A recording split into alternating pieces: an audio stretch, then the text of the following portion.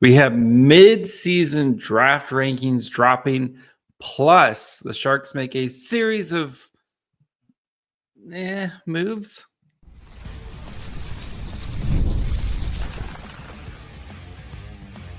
You're Locked On Sharks, your daily podcast on the San Jose Sharks, part of the Locked On Podcast Network, your team every day. Hello, welcome to Locked On Sharks, the premier hockey podcast covering your favorite team in the Bay Area. My name is JD Young, caretaker at the Reef, also co-host of Locked On NHL. Want to thank you for making Locked On Sharks your first listen. Proudly part of the Locked On Network. We cover your team every day. And if you want to be an everydayer, all you have to do is just follow wherever you get podcasts, or you can watch on YouTube as well. And today, the Bob father himself, Bob McKenzie, drops his mid-season rankings. We're going to dive into the top 10 for that. Look at what it means for the Sharks as they try to get one more extremely awesome draft piece. We're going to also look at elite prospects as they just released their January rankings and kind of see how they differ a little bit. And, again, look at these guys who are going to be available for the Sharks. Plus, Sharks made a bunch of kind of AHL, NHL moves today.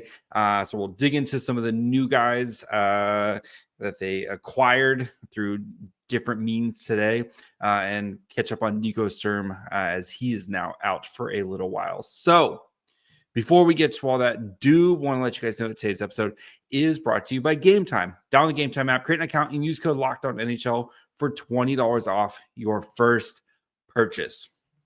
All right, so Bob McKenzie dropped his midseason rankings.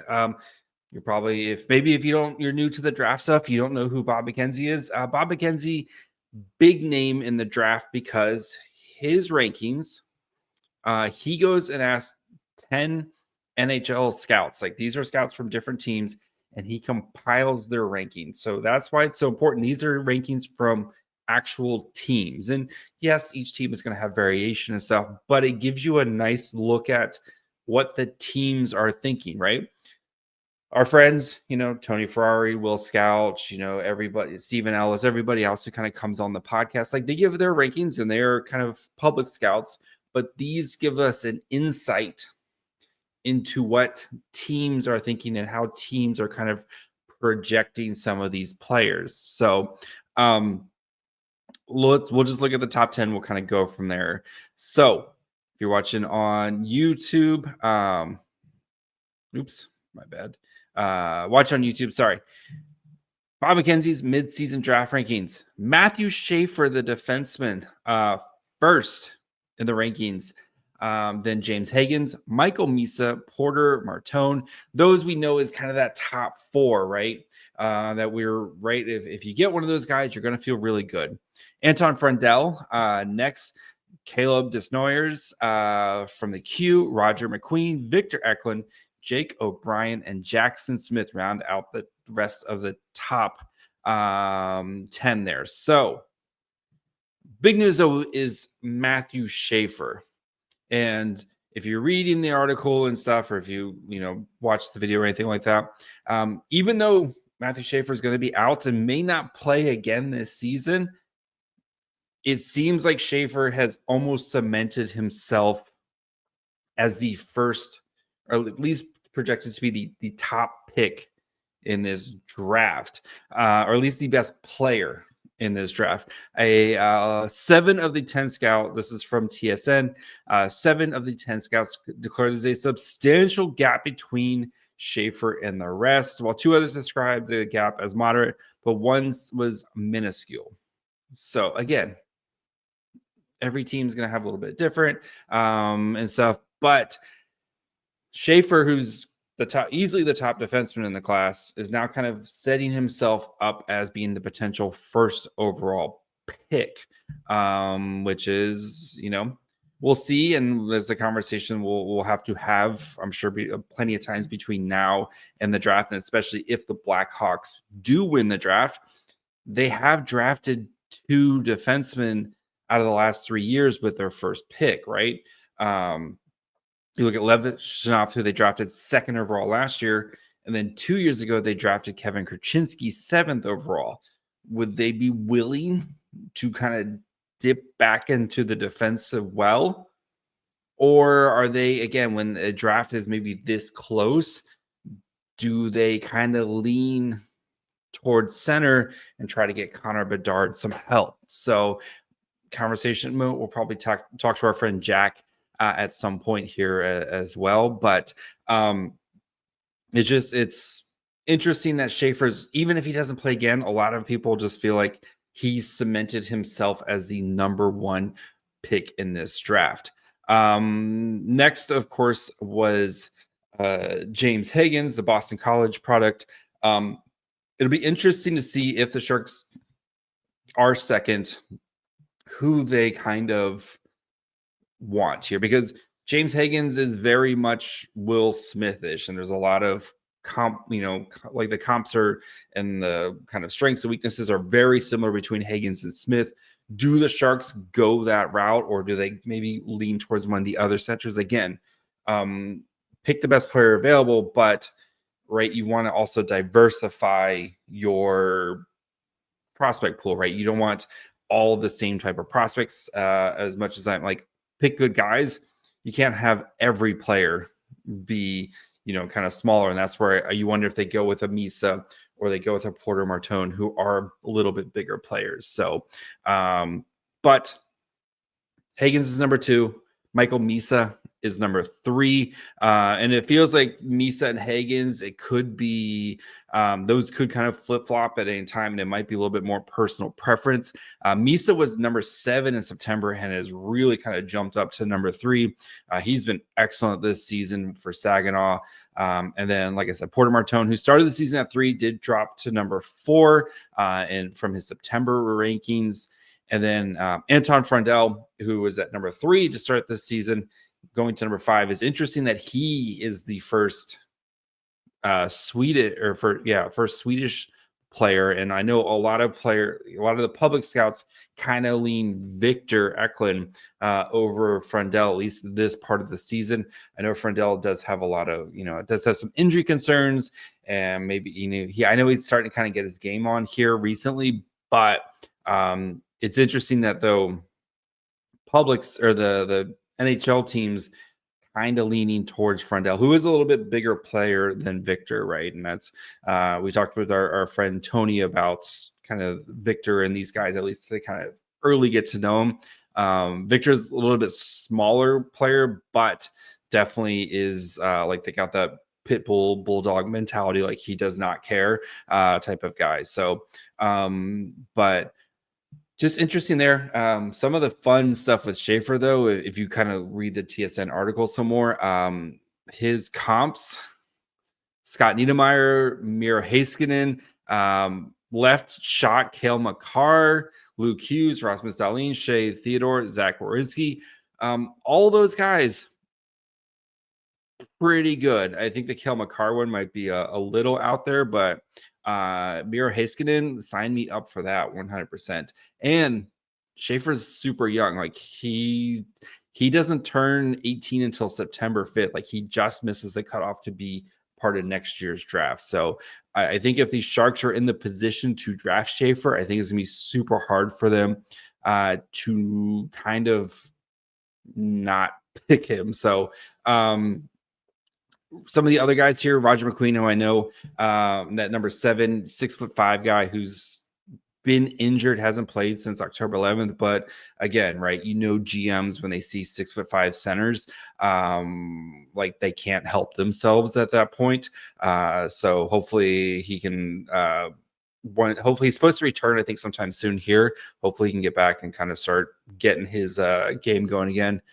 Victor Eklund, who we talked about a little bit, Jack O'Brien, who moved his way up, kind of started him in kind of was in the teens up to number 9, 6'2" center playing for Brantford. And then Jackson Smith, who we talked about with Tony, he's playing over in the WHL with Tri-City America. He's super athletic, has a little bit of the Sam Dickinson, my brain's going to turn off for like a split second or for like a shift, and I'm going to do some stuff like that.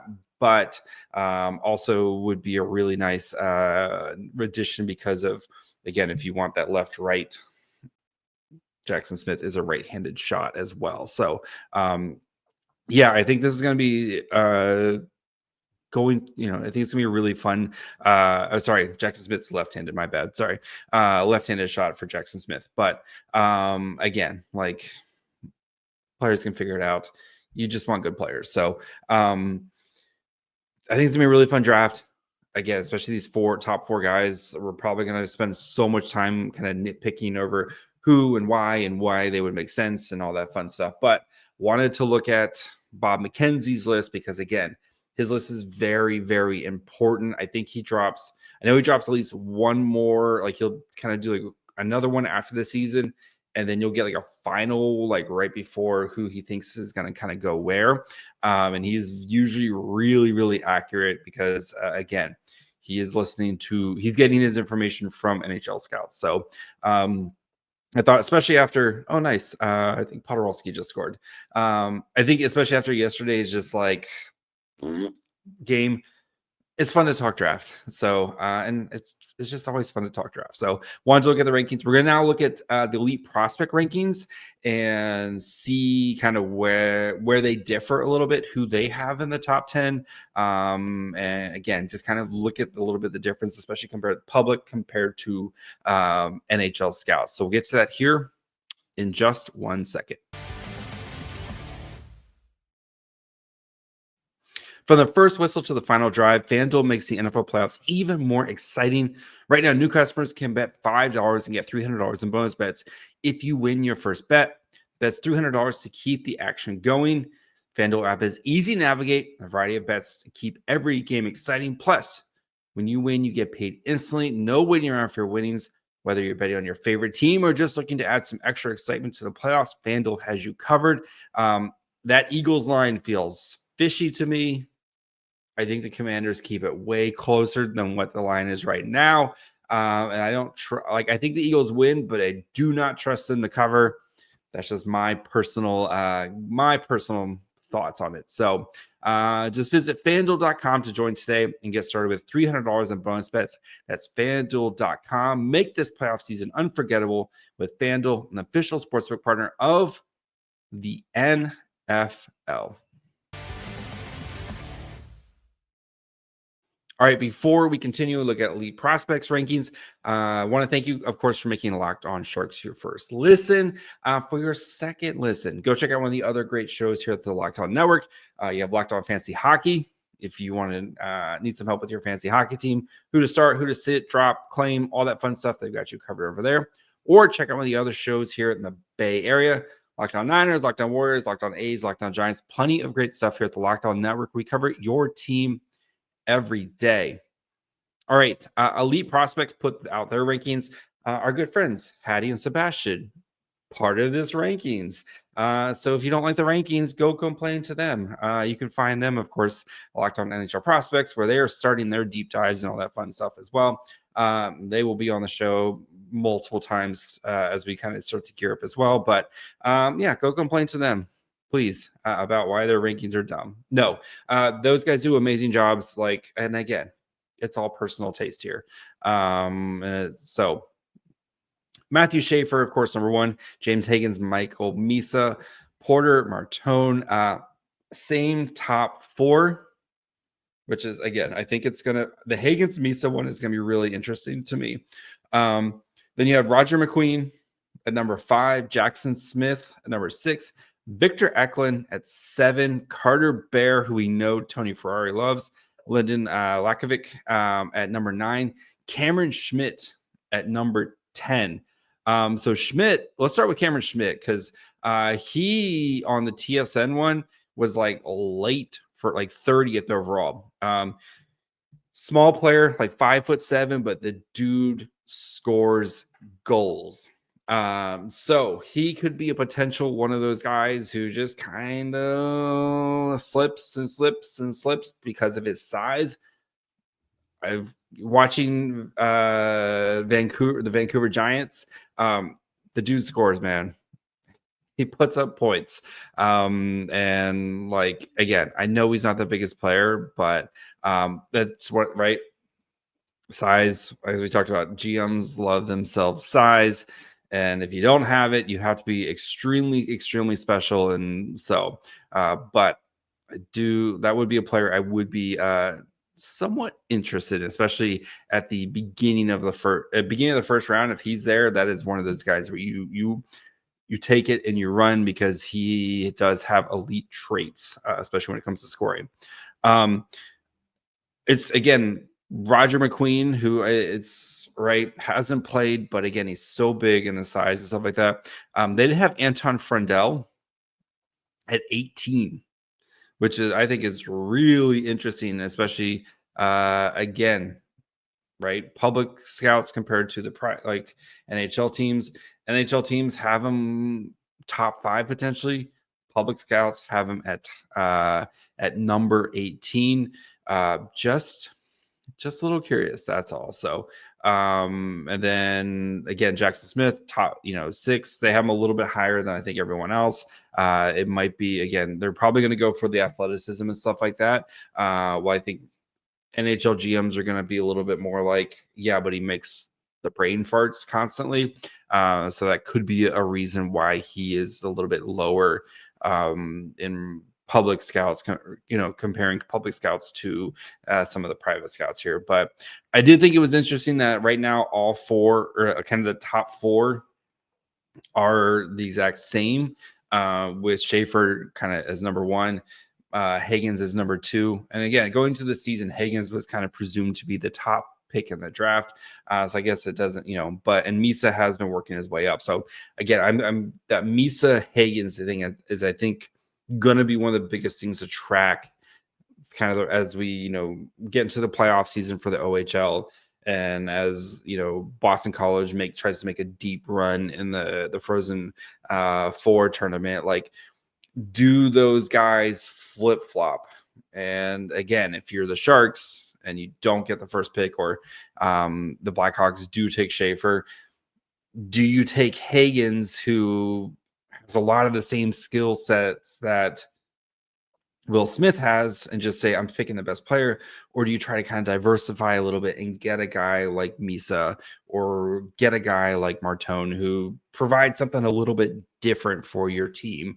And then, especially a guy like Misa, who gives you a little bit of Will Smith insurance, where you're like, hey, if Will Smith doesn't work out at center, we got 2 guys here between Smith and Misa. We feel like one of these guys will be a center, and the other guy we can just move to wing going forward. So, and then, or worst case scenario, you have 3 6 centers, but probably most likely you would just move one, either Smith or Misa, to wing, and playing on Macklin Celebrity's wing would be pretty fun there. So yeah, but again, we're super early in the process here. Like, we still have a ton of hockey. We have a ton of playoff hockey. Like, but again, it's fun to kind of see where guys are ranking, and especially the Bob McKenzie list compared to like the elite prospects list. And we'll look at some of the other lists as they continue to drop throughout the season. And, again, plenty of fun draft stuff coming up here. So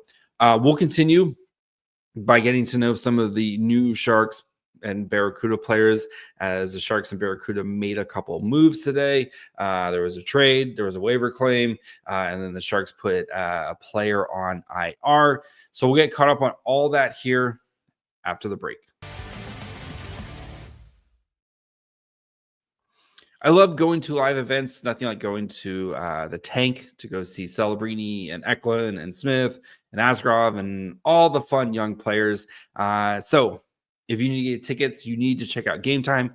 Game Time has made it even easier to get tickets to your favorite events with their new feature, Game Time Picks. This feature filters out the fluff to show you only incredible deals on great seats, so you don't have to waste time searching through thousands of tickets. Use it all the time. Use it to go see the Sharks Flames at the end of, or right during Christmas break.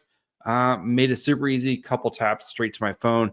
Able to send one to my father-in-law just in case, you ever get separated, all that fun stuff.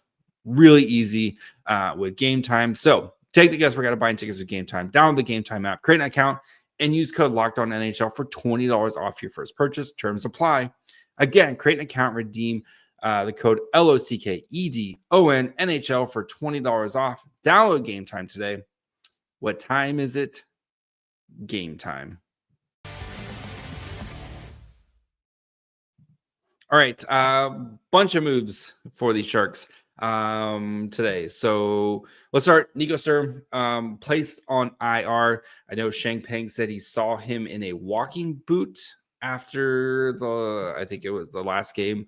I think it was the Nashville game, or it could have been the Boston. Recently, Shang Peng saw him in a walking boot. No crutches, which is good, but a walking boot there. So you wonder if it's something with his ankle or whatever it is, potentially hairline fracture. I'm not a doctor, just speculating. But they did say day to day. But again, we know the Ryan Warsofsky day to day could be literally a couple days or a couple days turn into a couple weeks type of thing. So we'll see. And especially with not only the trade, but with the Four Nations break coming up here in a couple weeks, you wonder if they just maybe keep him out, give him that extra 2 weeks to kind of rest, and then you kind of figure things out.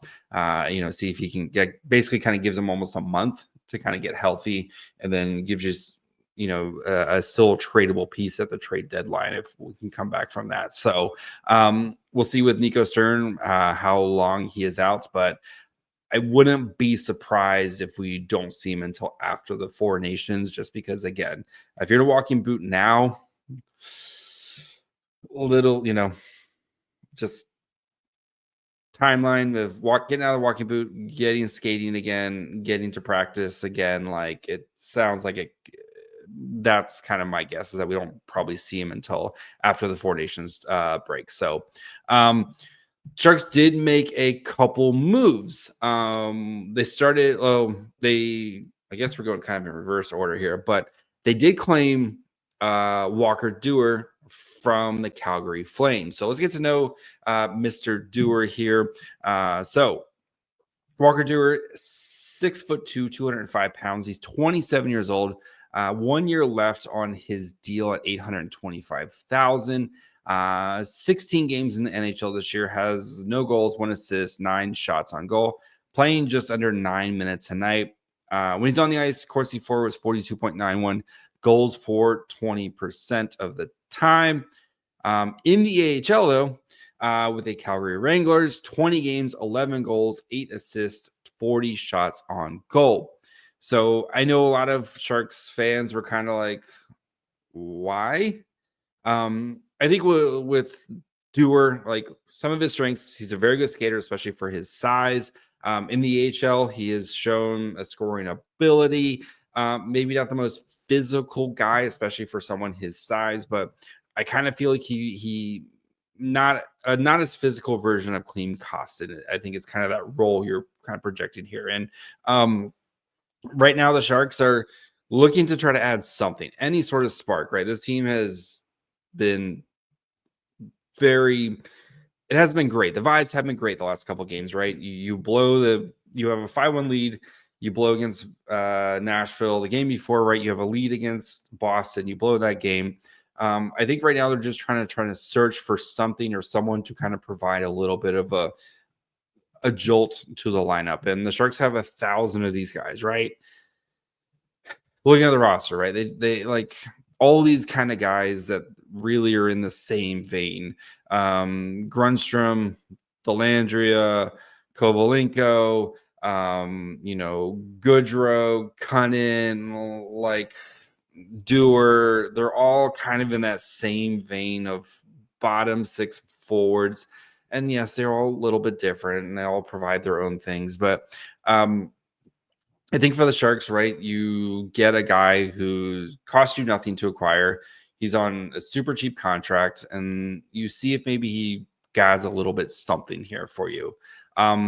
If the Sharks do want to put him in the Barracuda, they will have to pass him through waivers. And you wonder if Calgary claims him or not, because if Calgary claims him, like if you pass him through waivers, somebody could claim him here. So he has passed through waivers before.